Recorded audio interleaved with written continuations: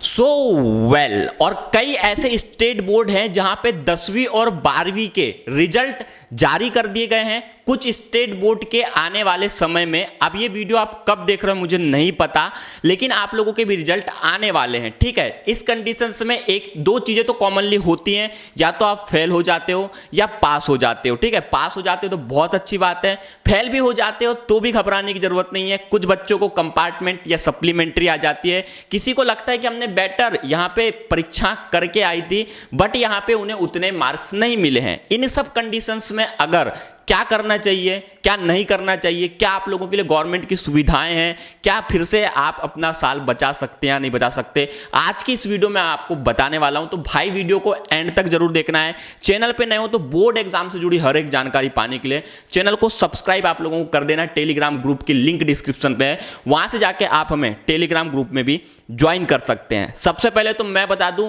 कि कुछ योजनाएं जो होती हैं आप लोगों की, हर स्टेट की अलग अलग योजनाएं होती हैं। हर स्टेट या फिर कोई सा भी बोर्ड हो वो अपने अपने हिसाब से स्टूडेंट का साल बचाने की कोशिश करता है। पहली बात तो ये समझ लो, जब आपकी कॉपी चेक होती है उस टाइम पे ध्यान रखा जाता है आपका कि कोई बच्चा अगर फेल हो रहा है तो उसे फेल ना किया जाए। ज्यादा से ज्यादा कोशिश की जाती है कि आपको पास ही कर दिया जाए। लेकिन कुछ कंडीशंस में ऐसा तो नहीं है कि सभी टीचर्स आपकी जो कॉपियां चेक कर रही हैं इसी माइंडसेट को लेकर चल रही हैं कि हमें सभी बच्चों को, स्टूडेंट को पास करना है। कुछ थोड़े अलग डिफरेंट टाइप के होते हैं, कुछ ज़्यादा ज्ञानी भी होते हैं, कुछ अलग लेवल के होते हैं। उस कंडीशंस में क्या होता है कि कई स्टूडेंट को उतने बेटर मार्क्स नहीं मिल पाते हैं जितने का उन्होंने एक्सपेक्ट किया था कि हमें इतने अच्छे मार्क्स मिलना चाहिए। इस कंडीशंस में आप अगर इस सिचुएशन से जूझ रहे हैं, आपको क्या करना है, कई स्टेट बोर्ड में इसे स्क्रूटनी का फॉर्म भी बोला जाता है, कई चीज़ों में इसे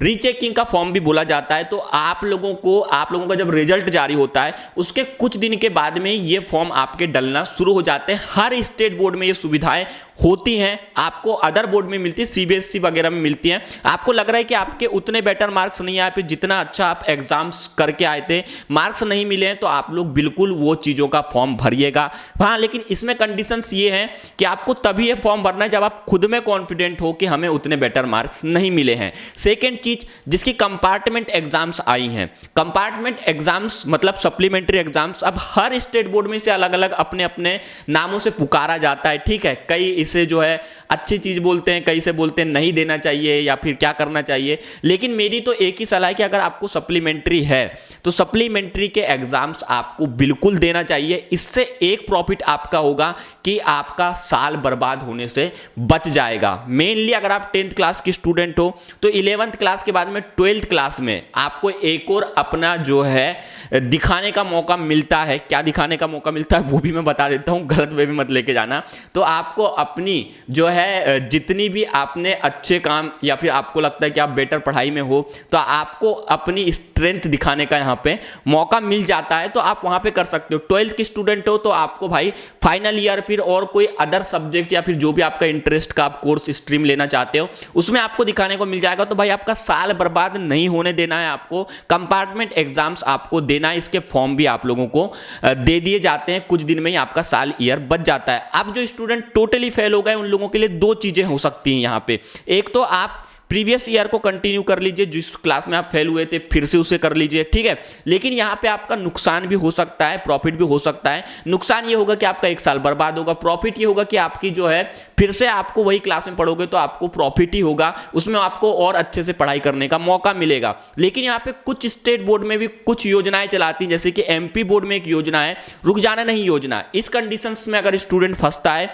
तो वहां पे उसका साल बर्बाद नहीं होता, वो उसी साल में परीक्षा होने के 1 से 2 महीने बाद उसकी परीक्षाएं फिर से होती। जितने भी सब्जेक्ट में वो फेल हुआ है उतने ही सब्जेक्ट की उसको परीक्षा देके अगर वो फिर से क्लियर कर लेता है तो फिर से वो कंटिन्यू 11th क्लास में उसी साल में पढ़ाई कर सकता है। और या फिर 12th में है तो 12th के बाद फर्स्ट ईयर में एडमिशन ले सकता है। बट यहाँ पे कई जो स्टेट बोर्ड हैं कई ये योजना नहीं चलाती हैं, कई योजना ये चलाती हैं, बट एमपी में तो ये होता है। बाकी अदर स्टेट बोर्ड को भी ये चीज़ें करनी चाहिए, क्योंकि यहाँ पे स्टूडेंट का भाई साल भर की मेहनत होती है और थोड़े से कुछ कम मार्क्स की वजह से उन्हें फेल कर दिया जाता है। अब यहाँ पे जो फेल हो चुके हैं उनके लिए दूसरी चीज़ ये भी है, जो होप छोड़ चुके हैं कि अब मैं फेल हो चुका हूँ, क्या करूँ, मैं पढ़ाई ही नहीं करता। ऐसे में आप लोग अगर ये उम्मीद लगा के बैठे हो या फिर आप ये सोचते हो, आप एक चीज़ कर सकते हो, आप लोग NIOS से अपने फॉर्म डाल दीजिए। NIOS से फॉर्म मतलब national institute of open schooling. ये आप लोगों के लिए एक शक्तिमान हो सकता है जो आपको उड़ा के लेके जा सकता है। अब आपका मन अगर डिमोटिवेट हो गए हो, पहली बार डिमोटिवेट नहीं होना चाहिए, ठीक है फेल हो गए हो कर लो भाई कंटिन्यू, या फिर कोई अदर ऑप्शन है आपके पास में तो वो अदर कोर्स भी आप कर सकते हो, ठीक है। लेकिन अगर आप पढ़ाई करना चाहते हो, मन नहीं लग रहा है, तो ऐसे में आप प्राइवेट से फॉर्म डाल दीजिए। प्राइवेट से फॉर्म डालने के बाद में क्या होगा, आपको स्कूल कहीं जाने की जरूरत नहीं, अपने घर से बैठ के पढ़ाई करिए। जब भी आपके फॉर्म डलेंगे और जब भी आप लोगों की परीक्षाएं होंगी, आपको ऑनलाइन सब सुविधाएं मिल जाएंगी, आप जाके वहां पे परीक्षाएं दे सकते हो। तो उस कंडीशंस में भी आप ऐसे सर्वाइव कर सकते हो। बट इससे तुम्हें ऐसा लेके ही नहीं चलना है कि आप NIOS देना है। अगर तुम कंफर्टेबल हो कि मैं फिर से बैक कर लेता हूं, मुझे लग रहा है कि मैं सच में उतनी मेहनत नहीं कर पाया था, तो इस कंडीशन में तुम बैक ही कर लीजिए।